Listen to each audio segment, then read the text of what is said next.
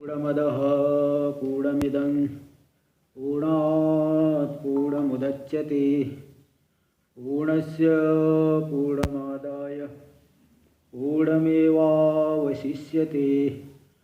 ॐ शान्ति शान्ति शान्ति।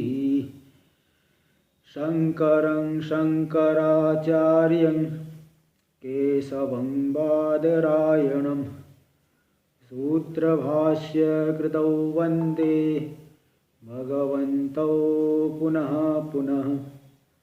ईश्वरो गुरुरात्मेति मूर्तिभेदविभागिने व्योमवद्व्याप्तदेहाय दक्षिणामूर्तये नमः। ॐ शान्ति शान्ति शान्ति। वेदांत के प्रकरण ग्रंथ विवेक चूड़ामणि, जो कि भगवान भाष्यकार के द्वारा विरचित उनकी अंतिम कृति है। अंतिम उपदेश यही है, विवेक चूड़ामणि। इस पे हम लोग टीका के सहित विचार कर रहे हैं। और ये टीका लिखने वाले भी श्रृंगेरी मठ के शंकराचार्य जी, ये भी इन्होंने शंकराचार्य जी ने लिखा था। तो यहाँ पे हम लोगों ने 416 नंबर श्लोक तक विचार कर लिया। यहाँ पे बता दिए कि वो पूछा कि समाधि में भले विषय का विस्मरण होने दो, फिर भी व्यवहार में विषय सुख तो चाहिए। उसके लिए ज्ञानी के शरीर मान लो, तो बोले नहीं। इसको 415 में बता दिए कि सतत विमल बोधानंद रूपम स्वमेत्य त्यज जड़ मूल रूपोपाधि मेतम सुदूरे। बहुत दूर से ही इस उपाधि को छोड़ना है, क्योंकि जब तक उपाधि को नहीं छोड़ेंगे तब तक स्वरूप में प्रतिष्ठा बनेगी ही नहीं। ये दूर जैसे जो है उल्टी कर दिया, उसको दोबारा ग्रहण नहीं होता है। इसी प्रकार जिस चीज को छोड़ दिया, दोबारा ग्रहण करने वाला निंदा का पात्र बनता है, इसलिए उसको दोबारा ग्रहण नहीं करना है। फिर ये शंका होगी कि व्यवहार काल में ज्ञानी की स्थिति क्या होती है, शरीर आदि को किस रूप में देखता है वो ज्ञानी, क्या उसकी दृष्टि है शरीर आदि के विषय में। इस बात को देखिए, 417 नंबर वाला जो श्लोक है यहाँ हम लोग देखेंगे। पहले श्लोक देखिए। प्रारब्ध सूत्र ग्रथितं शरीरं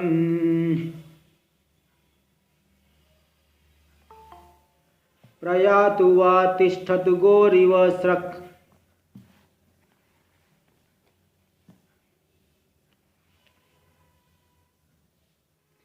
न तत्पुनः पश्यति तत्त्ववेत्ता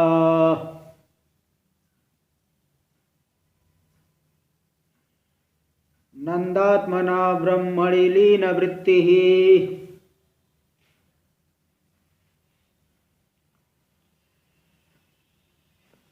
प्रारब्ध सूत्र ग्रथितम शरीरम। जैसे कोई जो है माला होती है, स्रक यानी माला। माला जो है एक सूत्र से ग्रथित होती है, सूत्र में गुथी होती है। अगर वो धागा निकाल लो तो माला को एक एक पुष्प अलग अलग हो जाएंगे। ऐसे ही जब तक शरीर का प्रारब्ध है तब तक शरीर देखो मिलजुल, हाथ पैर सिर शरीर का मध्य भाग सब एक दूसरे से जुड़ करके मिलजुल करके काम कर रहे हैं। लेकिन जैसे ही प्रारब्ध समाप्त होगा, वायु अंश वायु में मिल जाएगा, पृथ्वी अंश पृथ्वी में मिल जाएगा, तेज अंश तेज में मिल जाएगा, हाँ जल अंश जल में मिल जाएगा। कहाँ गया ये सब हाथ पैर? हाथ पैर कहाँ चले गया? हाथ पैर सिर। तो कुल मिला के यही बताना पड़ेगा भैया कि प्रारब्ध सूत्र से गुथा हुआ था शरीर। सूत्र निकाल लो तो एक एक पुष्प अलग अलग हो जाते हैं। प्रारब्ध पूरा हो गया तो सब जो है शरीर छिन्न भिन्न हो गया। जल जल में मिला, पृथ्वी पार्थिव अंश पार्थिव पृथ्वी में मिल गया।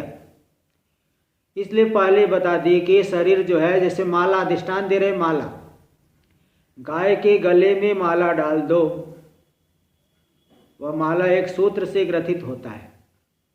इसी प्रकार ये शरीर भी एक सूत्र के समान है, सूत्र प्रारब्ध सूत्र से ग्रथित के समान है। तो पहले दृष्टांत समझ ली, जैसे गाय को सजाने के लिए गाय के गले में माला डाल दी अथवा पूजन के लिए ही डाल दी, वह माला कहीं गिर जाए अथवा टूट जाए, ये गौ माता ध्यान नहीं देती है। गौ माता इस बात का ध्यान नहीं देती कि वो माला जो है कितनी सुंदर है, गिर न जाए। हम लोग ध्यान देते हैं भाई माला गिरे न, टूटे न। माला पहना दिया किसी ने, हम लोग मनुष्य तो खुश हो जाता है, लेकिन गौ माता का ऐसी कोई दृष्टि नहीं उनकी। कहीं माला गिर जाए, टूट जाए, सूख जाए, कोई मतलब नहीं। ऐसे ही ये शरीर भी एक माला के समान है, प्रारब्ध रूपी सूत्र से गुथा हुआ है। तो जैसे गाय के गले में माला के समान ही तत्ववेत्ता पुरुष भी इस शरीर की तरफ ध्यान नहीं देता। शरीर प्रारब्ध सूत्र तक रहेगा, लेकिन तत्वज्ञानी पुरुष इसकी तरफ ध्यान नहीं देता, कोई अहंता ममता नहीं करता। क्यों? क्योंकि नंदात्मना ब्रह्मणि लीन वृत्ति ही, आनंद रूप से ब्रह्म में लीन वृत्ति वाला, उसकी सब वृत्तियां ब्रह्म में लीन हो गई। ब्रह्म विषय ब्रह्माकार ही वृत्ति रहती है। ज्ञानी अपने आप को ब्रह्म रूप मानता है, व्यापक मानता है, शरीर नहीं मानता। इसलिए शरीर आए चले जाए, नष्ट हो जाए, स्वस्थ रहे, कुछ भी रहे, उधर ध्यान नहीं होता। जैसे गाय के गले में माला टूट जाए, छिन्न भिन्न हो जाए, सूख जाए, कोई गौ माता ध्यान नहीं देती। बहुत सुंदर दृष्टांत दिए भगवान भाष्यकार, एकदम सटीक दृष्टांत है। सूत्र ग्रथिता स्रक यानी माला। हाँ जी बोलिए। दो संशय है। हाँ, एक जो आपने अभी बताया कि जल तत्व जल में, वायु तत्व वायु में, पृथ्वी तत्व पृथ्वी तत्व में मिल जाता है। हाँ, तो हर आदमी का होता है कि सिर्फ ज्ञानी का ऐसा होता है? सभी का होता है, लेकिन हर आदमी का क्या है कि फिर आगे दूसरा शरीर मिलेगा। हाँ। सूक्ष्म शरीर तो विलीन नहीं होगा ना। हाँ। सूक्ष्म शरीर चले जाएगा, उसमें वायु अंश रहता है। सूक्ष्म शरीर में तो जो अंश है वो रहेगा। हाँ। ज्ञानी का सूक्ष्म शरीर भी विनष्ट हो जाता है। स्थूल शरीर तो जाता है, सूक्ष्म शरीर भी विनष्ट हो जाता है। हाँ, तो पांचों तत्व मिलते हैं क्या इवन अज्ञानी के भी? अज्ञानी के भी पांचों तत्व वो तो मिल ही जाएगा, पार्थिव अंश पार्थिव में मिल गया, लेकिन जो सूक्ष्म शरीर वाला हिस्सा नहीं मिलेगा वहाँ। सूक्ष्म शरीर वाला तो दूसरे लोकांतर में गमन कर जाएगा। और महाराज जी फिर ये देखा मैंने, जब मुर्दा जल जाता है तो 80 किलो का मुर्दा जब उसका हम राख वगैरह लेते हैं तो टोटल 3 किलो ही रहता है, तो बाकी कहाँ चला जाता है? वही वायु अंश वायु में मिल गया, जल अंश उड़ गया। अच्छा। हाँ, ये सब रहता है ना। इसलिए कुछ तो ये सब हो जाता है ऐसे। हाँ, चलिए देखिए।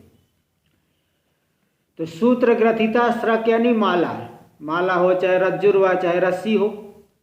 अलंकरणाद्यर्थम गलादो बद्धा, उसको जो है अलंकार करने के लिए, सजाने के लिए गाय के गले में जो है बांध दिए है। तो प्रयातो तिष्ठत हुआ, वो चाहे गिर जाए, चले जाए, अथवा स्थित रहे, गले में लटकी रहे। यथा गो तत्र न दृष्टि ही, गाय की, गौ माता की वहाँ दृष्टि नहीं होती। हम जब परिक्रमा कर रहे थे तो हमारे साथ एक महात्मा जी थे, वो गाय के साथ में परिक्रमा कर रहे थे। गौ माता, उसका नाम रखे थे रेवा। रेवा जो है गाय थी, बहुत सुंदर गाय थी वो। तो जो है वो कभी रस्सी नहीं बांध के ले जाते थे।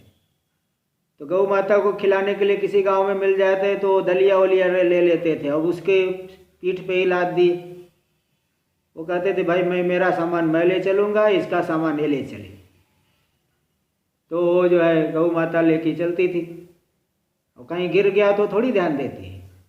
कई बार ऐसा हुआ कि उनका वो पूरा गाय का उसको सामान सब जो है गिर गया कई जगह, वो फिर वो दोबारा फिर ऐसा। तो मतलब यह है कि वो गौ माता ध्यान नहीं देती कि हमारे काम की चीज़ है कि किसके काम को ध्यान नहीं देगी। तो यथा गो तत्र न दृष्टि ही, गाय की, गो माता की वहाँ दृष्टि नहीं होती। तथा प्रारब्धम एवं सूत्रम तेन ग्रथितम रचितम, इसी प्रकार प्रारब्ध ही सूत्र है, धागे के समान है, उसके द्वारा ग्रथित है शरीर। जब तक प्रारब्ध रहेगा तब तक शरीर रहेगा, तो वो शरीर तो चलता रहेगा। लेकिन विदुषा अभिमाना भावे पी, विद्वान का उसमें कोई अभिमान नहीं रहता।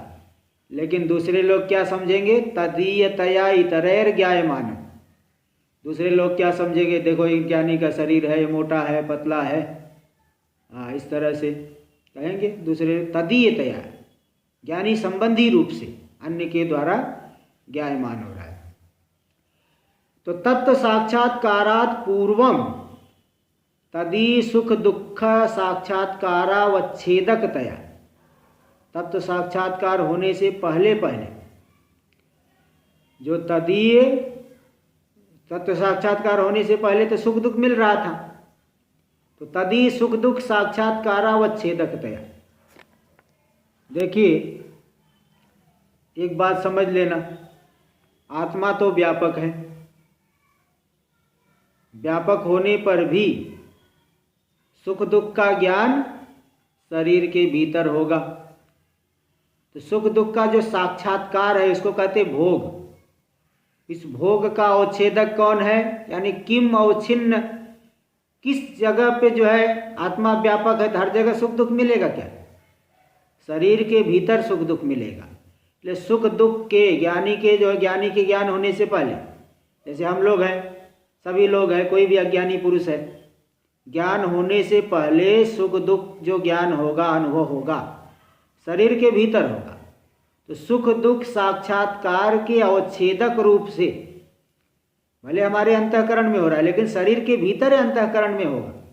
इसलिए सुख दुख साक्षात्कार के अवच्छेदक रूप से, मतलब वो परिच्छेदक अलग करके, अलग कर दिया कि अन्य जगह नहीं होगा, इसी के भीतर ही होगा, इसको कहते हैं अवच्छेदक। अवच्छेदक मतलब अलग करने वाला। तो अवच्छेदक रूप से प्रारब्ध कर्मणा निर्मितम शरीरम, प्रारब्ध कर्मों के द्वारा निर्मित जो शरीर है वह शरीर ब्रह्म साक्षात्कारानंतरम प्रयातु म्रियताम, ब्रह्म साक्षात्कार के बाद चले जाए, यानी मर जाए, अथवा तिष्ठतु, अथवा बने रहे।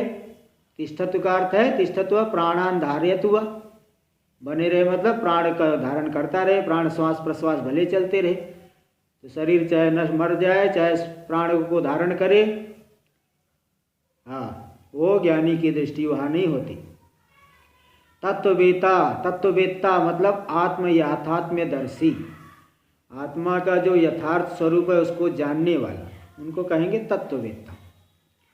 तो तत्शरीरम पुनः स्वस्य ब्रह्म ज्ञानानंतरम न पश्यति, स्व को ब्रह्म ज्ञान हो गया, इसके अनंतर शरीर की तरफ ज्ञानी की दृष्टि नहीं रहती। व्यवहार भले हो रहा है, अहंता करके व्यवहार करना अलग बात होती है, और अहंता को मिटा करके व्यवहार करना, छोड़ करके व्यवहार करना, ये अलग बात है।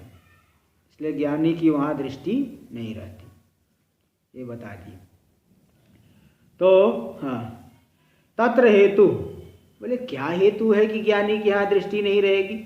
बोल दिया आनंदात्मना ब्रह्मणि लीना वृत्तिर्यस्य स लीन वृत्ति, आनंद रूप से ब्रह्म में लीन वृत्ति हो गई जिसकी, हाँ, आनंद रूप से जो है मतलब आनंद का ही अनुभव कर रहा है, आनंद रूप से जो है जो ब्रह्म है, आनंद आत्मा, आनंद रूप से ब्रह्म में जिसकी वृत्ति लीन हो गई, आनंद आत्मना स्थित हो गया है, लीन वृत्ति वाला हो करके, ब्रह्म में लीन वृत्ति वाला हो करके आनंद रूप से स्थित है, आनंद का अनुभव कर रहे हैं। वृत्तिर बहिरनागमने हेतु आनंद आत्मना, वृत्ति जो है बाहर क्यों नहीं आती? क्योंकि आनंद रूप से लीन हो गई है उसकी वृत्ति, आनंद रूपता का ही अनुभव कर रहा है। जैसे गहरी निद्रा में चले गए तो हम लोगों का जो है स्थूल सूक्ष्म शरीर सब अज्ञान रूप से विलीन हो गया है, इसी प्रकार आनंद रूप से यह वृत्ति लीन हो गई है। यदा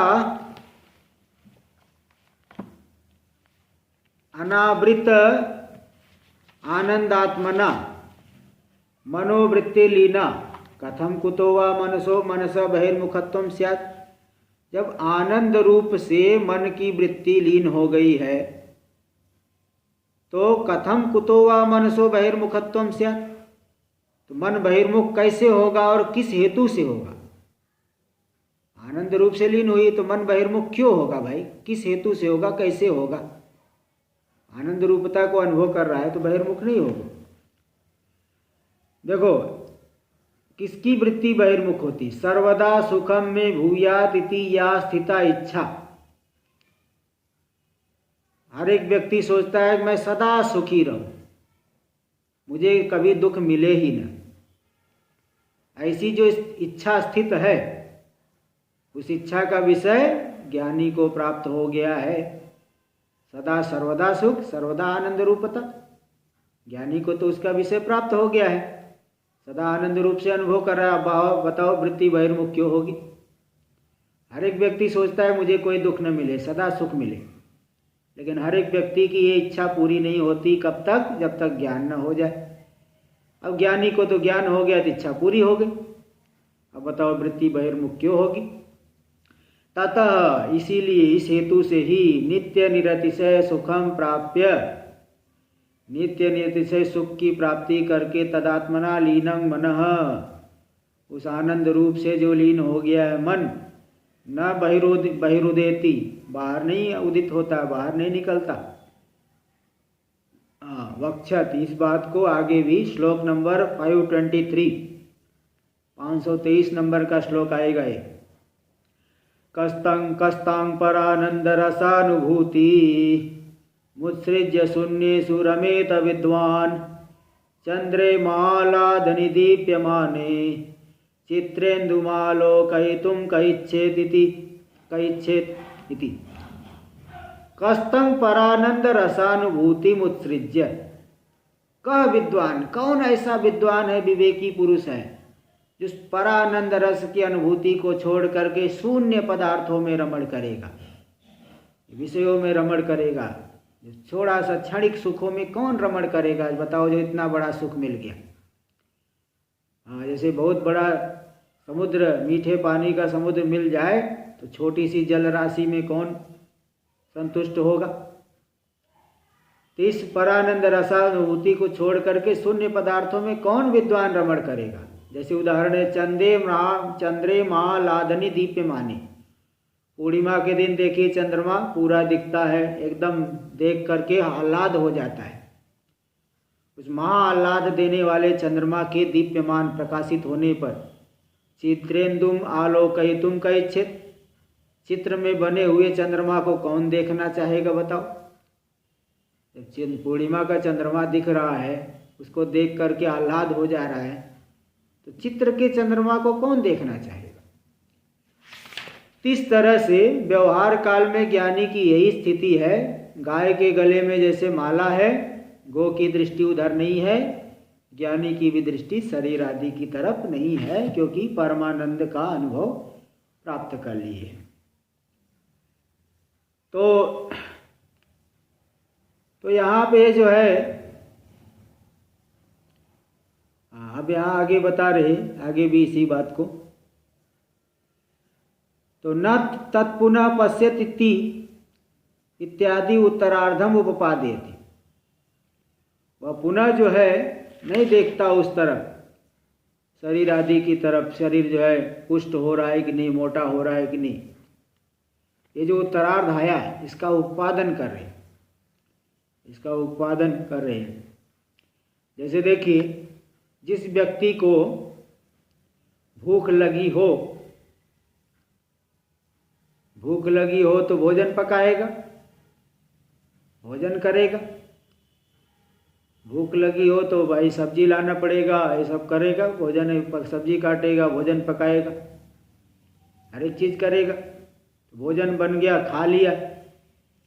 अब जब खा लिया, पेट भर गया, पेट भरने पे थोड़ी सब्जी लाएगा, भोजन पकाएगा। पेट खाली है, भूख लगी है तो सब्जी लाएगा, पकाएगा। पेट भर गया तो पाक नहीं करता। इसी प्रकार जो सुख रूपता का अनुभव कर लिया तो थोड़े से सुखों के पीछे बाह्य प्रवृत्ति नहीं करेंगे। इसी बात को दिखा रहे अगले श्लोक में। अखंडानंदमात्मानं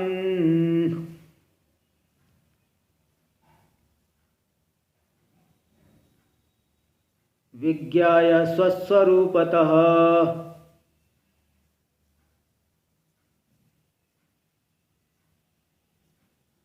किमिच्छन्य कस्य वा हेतोर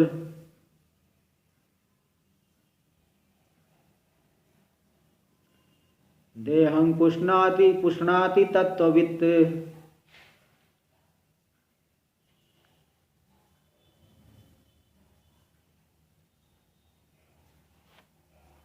अखंडानंदम आत्मान, यह अखंडानंद स्वरूप है आत्मा, हमारी आत्मा, उसको स्वस्वरूपता विज्ञाय, यही मेरा स्वरूप है, मेरा वास्तविक पारमार्थिक स्वरूप है, इस प्रकार से जान करके कौन जान करके? तत्वविद, तत्ववेत्ता जान लिए है। तो किम इच्छन कस्य वा हेतु, जब जान लिए तो तत्वविद ऐसा जो है किसकी इच्छा करते हुए, किस लौकिक उपलब्धि के लिए, पार अथवा पारलौकिक उपलब्धि के लिए, किस इच्छा से, कस्य वा हेतु, और किस हेतु से देहम पुष्णाति, देह की पुष्टि क्यों करेगा? साधारण व्यक्ति तो देह की पुष्टि, मेरा देह स्वस्थ बना रहे, जवान बना रहो, क्योंकि जो है बहुत कुछ प्राप्त करना है, बहुत कुछ गंतव्य की प्राप्ति करनी, बहुत फल प्राप्त करना है, नाना प्रकार के जो है ये करना है, वो करना है, लौकिक प्रवृत्ति। लेकिन जब अखंडानंद आत्मा को जान लिया तो किसकी इच्छा करते हुए अथवा किस हेतु से देह की पुष्टि करेंगे, है ना? जिसका पेट भर गया वो पाक क्यों करेगा? ऐसे जो परमानंद का अनुभव कर लिया तो बाह्य प्रवृत्ति क्यों करेगा, ये बताइए। तत्ववित् अखंडानंदम आत्मानं स्वस्वरूपत्वेन विज्ञाय, तत्वज्ञानी पुरुष अखंडानंद आत्मा को, अखंड आनंद स्वरूप है, उस आत्मा को स्वस्वरूपत्वेन विज्ञाय, स्वस्वरूपत्वेन विज्ञान करके, यही मेरा स्वरूप है, ऐसा जान करके। किमिच्छन, यदि किंचित इच्छति, किसकी इच्छा करेगा? किसकी इच्छा करते हुए, मतलब यदि कोई इच्छा करता तो तस्य प्राप्त से प्राप्त प्रयत्न कुर्यात्। जैसे किसी व्यक्ति में कोई इच्छा है तो अप्राप्त की प्राप्ति के लिए वह प्रयत्न करता है, अथवा स्वयं नहीं करेंगे दूसरे से करवा देंगे, करना कराएगा, प्रयत्न नहीं करे दूसरे से करवा, स्वयं समर्थ नहीं दूसरे से कराए। जैसे पंडित जी से कुछ अनुष्ठान करवा दिए अथवा किसी अन्य पुरुष के माध्यम से कुछ करा दिए, ऐसे भी होता है। तो यदि कुछ इच्छा करता है तो अप्राप्त की प्राप्ति के लिए प्रयत्न करेगा। तो देहम बिना प्रयत्न करना संभवात, और शरीर के बिना तो प्रयत्न हो नहीं सकता, इसलिए देहम पुष्णीयाच, और प्रयत्न करना है तो शरीर को पुष्ट करना पड़ेगा। शरीर जो है एकदम स्वस्थ बलिष्ठ बना रहे, ये अंदर भाव रहेगा। लेकिन अब ज्ञानी में ये सब बातें नहीं है, कोई इच्छा ही नहीं है। अतः उत्तम कस्य वा हेतु हो, किस हेतु से के लिए, मतलब कस्मय फलाय, किस हेतु के लिए, किस फल को ध्यान में रख करके, इत्यर्थ देहम पुष्णाति, देह की पुष्टि करेगा, मतलब कोई फल नहीं चाहिए इसलिए देह की पुष्टि नहीं करे। उक्तम ही श्रुत्या, इस बात को स्वयं श्रुति के द्वारा कहा गया है। श्रुति स्वयं कहती है, क्या कहती? आत्मानं चेद विजानीयाद अयमस्मीति पुरुषः किमिच्छन् कस्य कामाय शरीरमनुसंज्वरेत्। आत्मानं चेत, चेत यानी यदि, यदि आत्मा को जान ले, यदि इसलिए लगाते हैं, थोड़ा दुर्लभ है ना। आदमी जो है साधना में लग जाए तत्पर होकर के भी कम लोग ही लग पाते हैं, कम ही लोग लग पाएंगे। जैसे वेदांत श्रवण में भी कई लोग लगते हैं, फिर थोड़े समय बाद ही उनको यहाँ से वैराग्य होने लगता है। थोड़े समय तो यहाँ भी देखता हूँ ना कि थोड़े समय तक लोग सही समय पे आएंगे, फिर थोड़े समय बाद कुछ लोग तो जो निष्ठावान है बराबर एकदम, और कुछ जो है इतना नहीं है अंदर श्रद्धा, थोड़ा विलम्ब से आएंगे, तो कभी आए कभी ना आए। तो मतलब क्या है कि एकदम तत्पर होकर के लगने वाले भी कम है। तो और फिर आत्मा को जान लेना हो तो और भी बहुत दुर्लभ है। इसलिए यहाँ कहा यदि आत्मा को जाने, किस तरह से जाना कि वो कहीं दूसरी दूर दूर बैठा हुआ परोक्ष रूप से जाना क्या? बोले नहीं, अयम अस्मीति पुरुष, वही पुरुष जो सभी में पूर्ण है, पुरुष को अलग रखना, अयम अस्मि, यही मैं हूँ। अयम, अयम शब्द इदम का रूप दिए, मतलब अपरोक्ष रूप से। या जैसे हाथ पे रखा, ये रखा है, ये देखो हाथ पे कोई चीज रखी हो, देखो ये रखा है, ये लेखनी है, या लेखनी है, एकदम प्रत्यक्ष मालूम पड़ा। सामने वस्तु हो तो एकदम कहेगा ये है। इसी प्रकार अगर आत्मा को अपरोक्ष रूप से जान लिया, अयम अस्मि, यह आत्मा है, ऐसा अनुभव करेंगे। अयम अस्मि देने का मतलब यही है कि अपरोक्ष रूप से जान लिया, क्योंकि हाथ पे कोई वस्तु है, सामने वस्तु देखो यह है, ऐसा कहते व्यक्ति। अयम अस्मि का मतलब यह अपरोक्ष रूप से जब जान लिया। कौन जाना? वह पुरुष, साधक पुरुष। साधक पुरुष यदि अयम अस्मि अपरोक्ष रूप से, इस प्रकार से अपरोक्ष रूप से आत्मा को जान लिया, तो किम इच्छन कस्य काम है, किस इच्छा को करता हुआ, किस वस्तु की इच्छा करता हुआ, किस फल के लिए? शरीरम अनुसंज्वरित, शरीर की पीड़ा से पीड़ित होगा। जब तक इच्छा है नाना प्रकार की चेष्टा करेगा, शरीर की पीड़ा से पीड़ित हो, कभी थक गया, कभी जो है कष्ट होता है नाना प्रकार का, तो शरीर की पीड़ा से पीड़ित होता है। लेकिन अब कुछ चाहिए ही नहीं है, तो क्यों शरीर की पीड़ा से पीड़ित होगा, अनुपीड़ित होगा? इसलिए सब पीड़ाओं से मुक्त हो गया। इस तरह से बता दिए। तो अब यहाँ पे सम्यक विदित तत्वस्य लक्षणमाह, सम्यक रूप से जिसको तत्व का ज्ञान हो गया है, उसका क्या लक्षण है, ज्ञानी का क्या लक्षण है?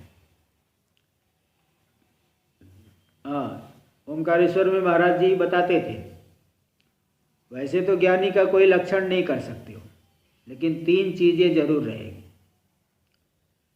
अद्वैत में निष्ठा, ऐषणात्रय का परित्याग,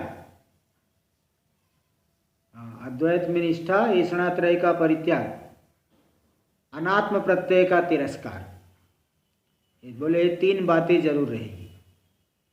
वैसे तो कई शास्त्र भी जो है ज्ञानी का लक्षण करने में डरते हैं। शास्त्र भी ठीक से यदवास यथावास यथा, जिस प्रकार जैसे है वैसे ही है ज्ञानी, ऐसा कई जगह आता है। ज्ञानी का क्या बोले, वो जैसे होगा वैसे ही होगा, है ना। कोई क्या लक्षण, ज्ञानी का लक्षण नहीं कर, लेकिन 3 बातें तो जरूर रहे, ऐसा वो महाराज जी बताते हैं। अद्वैत में निष्ठा, ऐषणात्रय का परित्याग, अनात्म प्रत्यय का तिरस्कार। अद्वैत में निष्ठा नहीं रहेगी तो फिर ज्ञान कहाँ से मिलेगा? और जो इच्छाओं से मारा हुआ व्यक्ति है, वो कोसे भी ज्ञानी नहीं कह सकते। और जिसमें अनात्म प्रत्यय है, शरीर को मैं मानते हैं, शरीर के संबंधियों में मेरा बुद्धि हो रही है, तो अनात्म प्रत्यय है तो भी ज्ञान नहीं कहा जा सकता। तो ज्ञानी चाहे कैसे भी रहे, चाहे राजपाट करे, चाहे अवधूत वेश में रहे, चाहे किसी भी प्रकार से रहे, लेकिन 3 बातें तो उसके अंदर, अद्वैत में निष्ठा, ऐषणात्रय का परित्याग और अनात्म प्रत्यय का तिरस्कार, ये 3 चीजें रहती है। इसलिए यहाँ भी थोड़ा सा लक्षण जो है दिखा रहे हैं। 400 ऐसे तो कई लक्षण स्वसंवेद्य होते हैं, वो स्वयं ही मालूम पड़ते हैं। ये दिखा रहे हैं, देखिए 419 संसिद्धस्य, संसिद्धस्य फलं त्वेतज्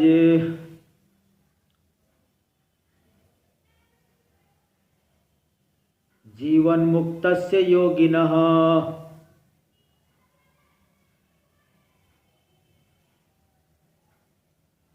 बहिरन्तः सदानंद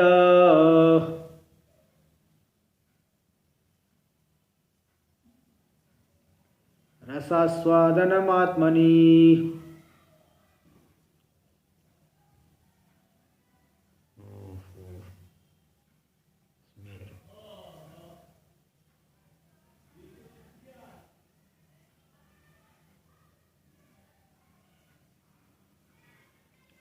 संसिद्धस्य फलम त्वेतत्, जो संसिद्ध हो गए हैं, साधना करके जो है ज्ञान की प्राप्ति कर लिए, संसिद्ध हो गए। चावल पक गया तो उसे कहते हैं सिद्ध हो गया। चावल पकना तो महात्मा लोग के देखो सिद्ध हो गया, भात सिद्ध हो गया, चावल तंडुल ओदन सिद्ध हो गया। ऐसे साधना जो है पूरी हो गई तो संसिद्ध हो गए, सम्यक सिद्ध। तो संसिद्ध जो जीवन मुक्त योगी है उनका ये तू एतत् फलम, उनको ये फल है, ज्ञान का यही फल है। क्यों? बहिरंतः सदानंद रसास्वादनम आत्मनि, बाहर भीतर सब सदा आनंद रस का आस्वादन करेंगे स्वरूप में, यानी स्वरूप विषयक, स्वरूप संबंधी जो रस है, आनंद है, आत्मा आत्मानंद, उसका रसास्वादन सदा बाहर भीतर करेंगे। आनंद सागर में निमग्न हो गए। तो इस तरह से ये फल है, यानी कोई दुख नहीं, ज्ञान होने के बाद कोई दुख नहीं। साधन चतुष्टय संपत्ति पुरस्सरम, पहले साधन चतुष्टय संपत्ति, विवेक वैराग्य समाधि सठ संपत्ति मोक्षा। देखिए ज्ञान होने के बाद अब कहोगे पहले से नित्यानित्य विवेक है तो फिर आगे ज्ञान की क्या जरूरत है? अरे नित्यानित्य विवेक है, थोड़ा परोक्ष, उस समय परोक्ष ज्ञान है, अपरोक्ष नहीं है।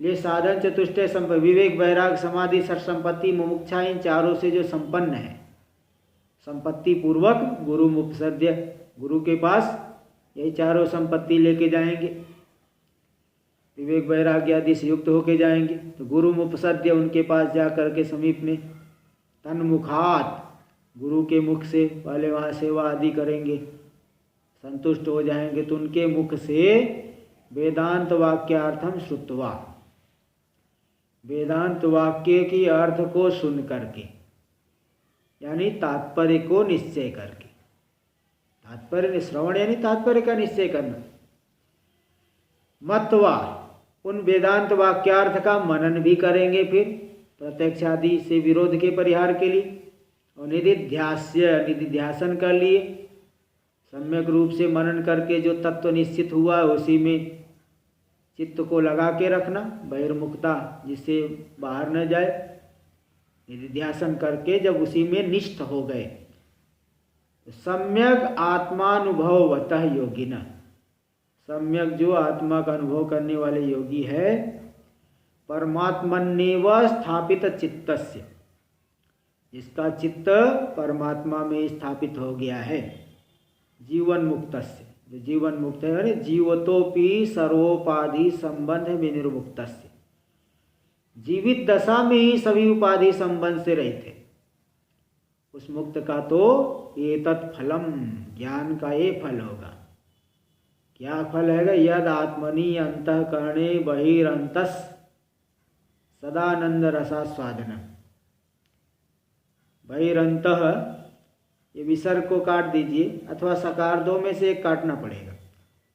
विसर्ग भी दे दिए, आधा सा भी दे दिए, एक की जरूरत है, कोई भी रख सकते हैं आप, क्योंकि वाशरी एक सूत्र लगता है तो विकल्प से हो जाता है।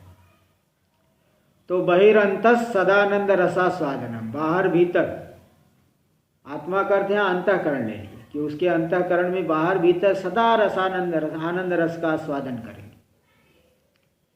है ना। आनंद रस, आनंद स्वरूप आत्मा है, उस आनंद रस का आस्वादन करेंगे। व्युत्थाने भी नानंद से तिरोधान, बोले व्यवहार काल में कैसे आनंद का अनुभव होगा? व्यवहार काल में तो अनुकूल प्रतिकूल परिस्थिति आएगी। ऐसा तो नहीं कि ठंडी में ज्ञानी को ठंडी नहीं लगेगी, गर्मी में ज्ञानी को गर्मी नहीं लगेगी, ज्ञानी के लिए सब बराबर वैसे ही है। पूर्व पक्षी कहेगा ये सब बराबर है, तो बोले नहीं, व्युत्थान में भी आनंद का तिरोधान नहीं होगा। क्यों?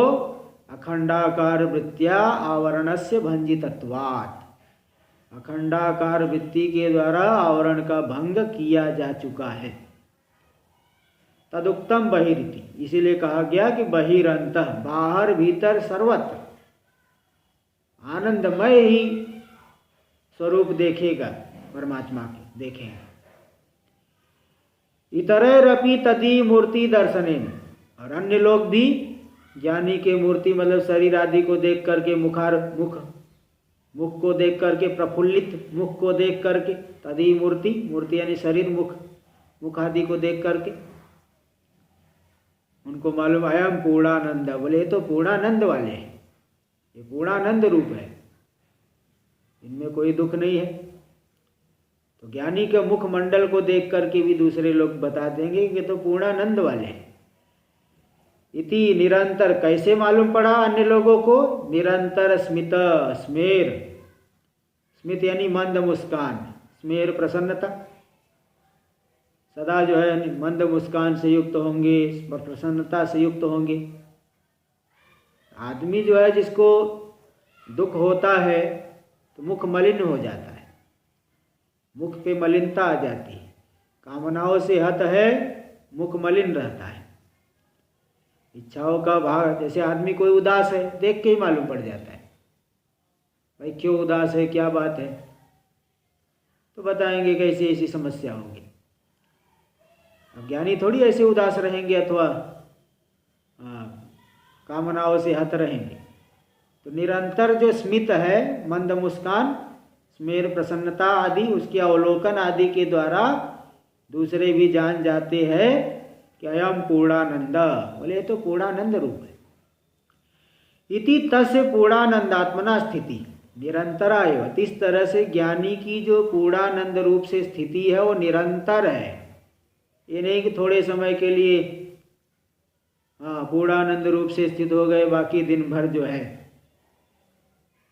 कभी जो है सदा दुखी बन गए, दुखानंद बन जाए, सुखानंद की जगह दुखानंद हो जाए, ऐसा नहीं है। तो स्थिति निरंतर आएगा।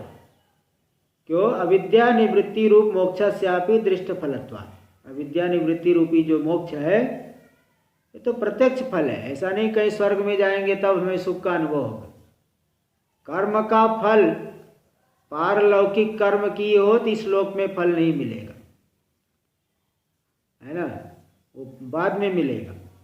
जैसे बीज, कृषि भूमि में बीज डाल दिए तो तुरंत फल नहीं मिलता है, वो आगे कालांतर में मिलेगा। ऐसे पारलौकिक कर्म है, उसका फल कालांतर में मिलता है, लेकिन अविद्या निवृत्ति रूपी मोक्ष यह दृष्ट फल है, प्रत्यक्ष अनुभव होगा। इसलिए सदा आनंद रस के आस्वादन में निमग्न रहेंगे। ये है उनका ज्ञानी का लक्षण। महाराज जी, हाँ जी बोलिए। जो संसिद्धस्य जो शब्द है पहला अक्षर, वो नीचे टीका में कहीं आया नहीं है, तो उसको जो दूसरी पंक्ति में परमात्मनि एव स्थापित चित्त से ले सकते हैं क्या? हाँ वो तो ले ही सकते, संसिद्ध यानी ज्ञानी सम्यक सिद्ध हो गए ना। ठीक है। हाँ परमात्मा नहीं तो किसी दूसरी पंक्ति में परमात्मा योगिन नहीं, वो तो योगिना का अर्थ की है। अच्छा, योग मतलब समाधान कर दिए ना, तो परमात्मा में ही स्थापित चित्त वाले हो गए, संसिद्ध सम्यक सिद्ध हो गए हैं, ज्ञान हो गया इन्हें। तो यहाँ अर्थ नहीं दिए, संसिद्ध से का सही में अर्थ नहीं दिए। हाँ ये दे, हाँ बराबर सही है, संसिद्ध से, हाँ संसिद्ध सम्यक आत्मानुभव बता दे दिए यहाँ पे, दूसरी पंक्ति निधिध्यास्य के बाद। अच्छा ठीक है, सम्यक आत्मानुभववत, यही है संसिद्ध से का अर्थ। समझा महाराज जी। हाँ ठीक है, चलिए देखिए। तत्र साक्षात परंपरया वा साधना नाम विशिष्य फले विज्ञाते, ज्ञान में अब यहाँ कह रहे हमें भी तो ज्ञान चाहिए, मुक्ति चाहिए, लेकिन जरा साधनाओं के विषय में पूरा ज्ञान नहीं है। जो साक्षात साधन है उसका क्या फल है, परंपरा से जो साधन है उसका क्या फल है, जरा अलग अलग फल मुझे मालूम पड़ जाता तो अच्छा था। देखो वही तत्र यानी उस ज्ञान की प्राप्ति में साक्षात परंपरया व साधना नाम विशिष्य फले विज्ञाते, साक्षात अथवा परंपरा से जो साधन है उनका विशेष यानी पृथक पृथक फल का ज्ञान हो जाने पर तो मुमुक्षु यत्न करेगा कौन से साधन कहाँ तक करे। पूर्णता मुमुक्षुणा प्रयत्नेन तत्र आधातुम शक्यते, मुमुक्षु के द्वारा प्रयत्न करके उन साधनों में पूर्णता का आधान किया जा सकता है, पूर्णता लाई जा सकती है। इसलिए पहले इनका फल, किस साधन का क्या फल होता है, तब तो मुमुक्षु प्रवृत्त हो। इसलिए यहाँ पे तदर्थम वैराग्य बोधोपरति नाम क्रमेण फलम दर्शयति, इसलिए कि भाई हर एक साधन का अलग अलग फल मालूम पड़े तो मुमुक्षु में उसमें पूर्णता ला सकता है प्रयत्न करके। इसलिए वैराग्य बोध और उपरति का क्रम से फल को दिखा रहे वैराग्य से। श्लोक नंबर 420 देखिए आ रहा है। वैराग्यस्य फलं बोधः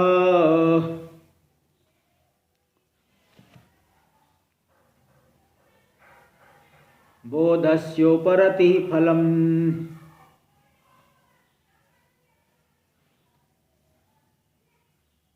स्वानंदानुभवात् शांति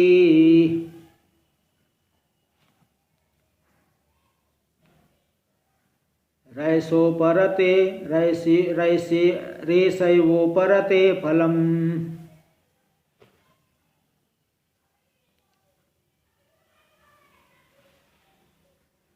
वैराग्यस्य फलं बोधः, वैराग्य का फल है बोध यानी ज्ञान हो जाना, ये वैराग्य का फल है। और बोधस्य उपरति फलम, बोध का फल है उपरामता, संसार से उपराम हो जाएगा, विषयों से पूरी तरह से जो है कोई आलंबन नहीं, उपरति हो गई। और जब उपरामता आ गई तो स्वरूपानंद का अनुभव होगा। उपरामता आने से स्वरूपानंद प्रकट हो जाएगा। जब तक संसार से उपरामता नहीं है, स्वरूपानंद प्रकट नहीं हो रहा है। तो जब ज्ञान हो करके उपरामता आ गई तो स्वरूपानंद का प्राकट्य हो गया, स्वरूपानंद का अनुभव। तो स्वरूपानंदानुभव शांति, यही शांति है, सबसे बड़ी शांति। इससे बढ़ करके और कोई शांति नहीं। ऐसयोपरते फलम, तो यही उपरति का उत्कृष्ट फल है। इस तरह से अलग अलग वैराग्य का फल क्या है, बोध का फल है, उपरति का क्या फल है, ये तीनों का अलग अलग फल बता दिए। इसलिए इनको जान करके मुमुक्षु इन साधनों की पूर्णता के लिए प्रयत्न करे। टीका में देखिए, विमुक्ति सौदाग्र तलाधिरोहणम ताभ्याम बिना नान्यतरेण सिद्ध्यति इति कथितम। इसके पहले श्लोक नंबर 375 ये था कि देखिए वैराग्य और ज्ञान बोध, ये पुरुष के दो पंख के, जैसे पक्षी के दो पंख होते हैं, दोनों पंखों से पक्षी बहुत ऊंचाई की प्राप्ति कर लेता है, वो माल के ऊपर जाके बैठ जाएगा। इसी प्रकार यहाँ मुमुक्षु के लिए दो पंख है, वैराग्य और बोध। उनके बिना विमुक्ति रूपी महल के अग्रतल पे, सबसे ऊपरी भाग में अधिरोहण नहीं हो सकता। केवल एक हो, एक पंख से जैसे पक्षी उड़ नहीं सकता, इसी प्रकार यहाँ भी केवल वैराग्य अथवा केवल बोध नहीं, दोनों चाहिए। वैराग्य के बिना यथार्थ अनुभव होगा ही नहीं। इति कथितम, ये बात कह दी गई। और उसी के बाद श्लोक नंबर 377 में आया था, वैराग्यात् न परम सुखस्य जनकम पश्यामि वस्यात्मनः। जिसने अपने अंतःकरण को अधीन कर लिया है उसको वैराग्य से बढ़ करके दूसरा कोई सुख का जनक नहीं है, उससे बढ़ करके सुख की देने वाला दूसरा कोई साधन नहीं। और तच्चेत शुद्ध तरात्म बोध सहितम, और वही वैराग्य अगर आत्मज्ञान के सहित हो जाए तो स्वराज्य साम्राज्य दुख, स्वराज्य रूपी साम्राज्य का दोहन करने वाला, उसकी प्राप्ति करा देने वाला होता है। तेन मोक्षे तयो समतया हेतुत्वम इव प्रतीयते, इससे मालूम पड़ता है कि मोक्ष में वैराग्य और बोध समान रूप से हेतु, ऐसा प्रतीत होता है। और भी कुछ बातें आएगी, इसको हम लोग अब आगे द्वितीया को करेंगे, 3 दिन अध्याय रहेगा। ओम पूर्णमदः पूर्णमिदं पूर्णात् पूर्णमुदच्यते पूर्णस्य पूर्णमादाय पूर्णमेवावशिष्यते। ओम शांति शांति शांति। शंकरं शंकराचार्यं केशवं बादरायणं सूत्रभाष्य कृतौ वंदे भगवन्तौ पुनः पुनः। ईश्वरो गुरुरात्मेति मूर्तिभेदविभागिने व्योमवद्व्याप्तदेहाय दक्षिणामूर्तये नमः। ओम शांति शांति शांति।